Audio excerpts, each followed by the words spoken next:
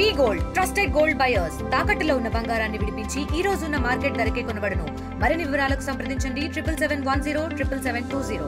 అతి తక్కువ వడ్డీ రేట్లకే పొందండి Punjab national bank home loans, car loans. Zero processing fee, zero documentation charges. వెంటనే మీ బ్రాంచ్ ని సంప్రదించండి. నిజంగా this function is needed for all of us, not just ఆడవాళ్ళు కూడా మగవాళ్ళు కూడా. Because what I have known about Savitribai Phule, because నేను పూణేలో పుట్టి పెరిగాను కాబట్టి నాకు ఆవిడ గురించి తెలుసు. And I think we belong to a little elder generation where knowledge was given importance. Today's generation, especially girls, need to know how many women before them have fought for them. Today for me to stand on this stage, నేను ఇక్కడ నుంచొని మీతో అందరితో మాట్లాడుతున్నాను, 100% credit goes to Savitribai Phule. Because if she wouldn't have fought for me personally in 1800s, in that time, in that situation, being from a backward class, I don't know if I would have had this chance to stand on this stage today, to learn English, to be able to communicate with you all in this language. Teachers are as important as mothers is what I always believe.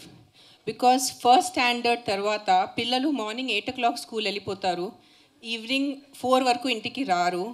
So majority of the day, Monday to Friday, వాళ్ళు టీచర్స్తో ఉంటారు. So నేను కూడా నా Akira కానీ ఆద్య టీచర్స్కి అదే చెప్తున్నాను, నాకన్నా ముఖ్యం మీరు ఉన్నారు. బికాజ్ పిల్లలు మీతో ఉంటారు, మీ దగ్గర నుంచి నేర్చుకుంటారు. సాటర్డే సండే హాలిడేస్ వాళ్ళ పేరెంట్స్తో ఉంటారు. But the majority of the all the parents ఇప్పుడు నర్సరీ నుంచి we just give you like ఒక ముద్ద ఇస్తారు మీకు, ఒక మడ్ ముద్ద. And it is the responsibility of the teachers to shape that child into a responsible, educated and a sensible human being, because the time spent with you all is more than what they spent with the parents nowadays. And annitkana pedda villain mana society lo mana jeevitamlo is ajnanam. So knowledge is important, and how the teachers give the knowledge. Because నాకు నా personal ఎక్స్పీరియన్స్తో తెలుసు, కొన్ని teachers వల్ల నాకు కొన్ని subjects అస్సలు ఇష్టం ఉండేది కాదు, just because of the teacher. And కొన్ని సబ్జెక్ట్స్ ఇష్టం ఉండేది because of the teacher. So that is the importance a teacher has in a child's life. All of you here, the teachers who are present here, especially the female teachers, because తల్లి తర్వాత మీరే, ఆ level importance ఉంది మీకు. So ఇక్కడ ఉన్న teachers, female teachers, and who are going to be watching me on the camera, it is my sincere request, because the future of the country lies in your hands, literally. Ante it is not atla cheppatam gurinchi kaadu, because you guys are the one who mold the future generations. Chinna pillalu mee daggare vachi mee daggara nunchi నేర్చుకొని ముందుకెళ్ళి ఏదో engineers అవుతారు, పెద్ద leaders అవుతారు, doctors అవుతారు. So మీ చేతిలో చాలా పెద్ద బాధ్యత ఉంది. And coming back to Savitribai Phule, ఆవిడ చేసింది నిజంగా తెలుసుకోవాలి చాలామంది. ఇంకా అట్లీస్ట్ మహారాష్ట్రలో ఆవిడ గురించి కొంచెం తెలుసు, but rest of the states should know who she was, how she fought an entire system. It was not just the Britishers, but an entire cost system ఆవిడ ఫైట్ చేసి సొంతగా ఫస్ట్ ముందు టీచర్ అయిపోయి, and the first female school ఆడవాళ్ళ కోసం చదువు కోసం ఆవిడ స్కూల్ పెట్టారు. ఇప్పుడు 2025లో ఈ విత్ దిస్ కెమెరా అది చెప్పడం చాలా ఈజీ, బట్ ఊహించుకోండి, ఒక్కసారి ఊహించుకోండి మీరు 1800స్లో ఎలా ఉంటుంది అంటే what level of a personality she must have been. And again thank you sir for giving me this opportunity to be here on this stage to honour Savitribai Phule by talking about her. And thank you to the media for covering this event. And ఎంతమందికి తెలిస్తే అంతే తక్కువ, that is what I feel about her. Thank you. ఉపాధ్యాయులకి అవార్డులు ఇవ్వాలి అనే ఆలోచన వచ్చిన మనుషులు ఎంతమంది ఉన్నారు? పైగా ఆ ఉపాధ్యాయులు ఏ సందర్భంలో పెట్టారంటే ఎక్కడో గబ్బక్కున కనబడ్డారు, మన స్కూల్లో ఉన్న 4 ఉపాధ్యాయులను తీసుకురంటారు, దండలేసి ఫోటో తీసుకుని ఉపాధ్యాయులను సత్కరించిన రామచంద్ర యాదవ్ అని పెట్టచ్చు. కాదు, సావిత్రిబాయి పూలే ఆ మహాతల్లి ఇవాళ ఎంతమంది సమాధుల మీద మనం నిలబడి జాతీయ జెండా ఎగరేస్తున్నామో తెలుసు కదండి. అలాగా ఎంతోమంది మహనీయుల యొక్క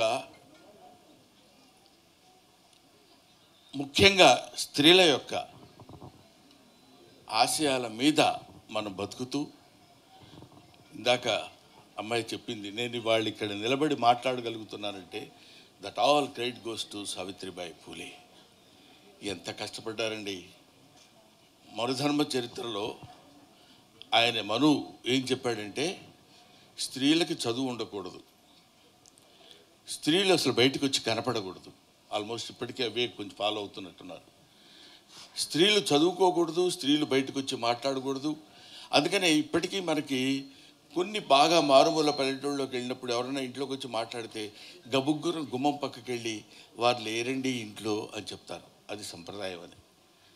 అదే కాకుండా ఇంకా ఇంకా ఇంకా స్త్రీ చదువుకుంటే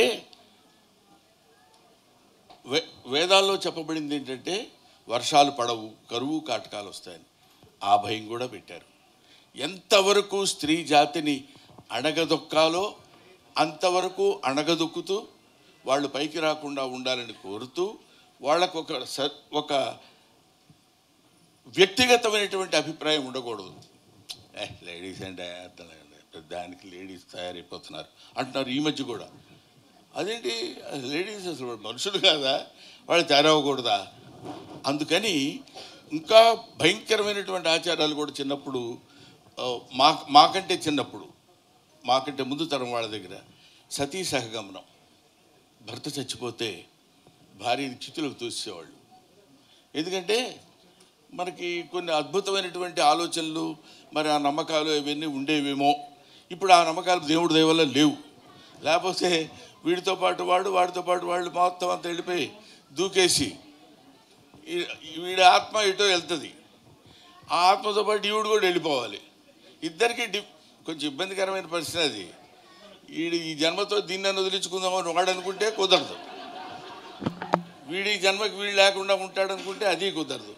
ఇద్దరు మళ్ళీ అక్కడికి వెళ్ళినా సరే నా కర్మ ఇలా కాలింది ఏంటని అనుకునే స్థితి లేకుండా, ఇది ఇప్పుడు మనం చక్కగా చెప్పుకోవడానికి నవ్వుటానికి వీలుగా ఉంటుంది. కానీ ముక్కు పచ్చలారని ముద్దు బిడ్డలు, చిన్న పిల్లలు, ఆడపిల్లలు భర్త ఏదో కారణం చేత చచ్చిపోతే, ఆ రోజుల్లో ఇంకా బాల్య వివాహాలు ఉండేవి. చిన్నపిల్లల్ని తీసుకెళ్ళి పెద్దవాళ్ళకి ఇచ్చి వివాహం చేయడం, అది ఎంత దుర్మార్గం ఒకసారి ఆలోచించండి. ఇప్పటి వరకు అది గుర్తుంది. పాఠం చెప్పటం కాదు, పిల్లల దృష్టికి పాఠం. అంతే చాలామంది ఏంటంటే ఇప్పుడు పాఠాలు ఎవడో వింటం లేదండి. వినకపోవటం కాదు, వినేటట్టు మనం చెప్పలేకపోవటం. కాబట్టి వాళ్ళని, విద్యార్థుల్ని పెద్ద పెద్ద గొప్పవాళ్ళగా తీర్చిదిద్దేటువంటి అవకాశం ఒక ఉపాధ్యాయుడికి మాత్రమే ఇచ్చాడు. ఒక ఉపాధ్యాయుడికి మాత్రమే భగవంతుడు ప్రసాదించినటువంటి అత్యద్భుతమైన వరం ఏంటంటే, మన దగ్గర చదువుకున్న వాళ్ళు ఇప్పుడు నాతో పాటు నేను ఎక్కడికైనా వెళ్తే ఫ్యాన్స్ బోల్డ్ అంతమంది కనబడి బ్రహ్మానందం అని అరుస్తుంటారు.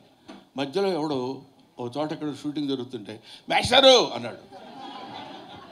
ఒకసారి శరీరం అంతా పులకించింది ఆ పిలుపు.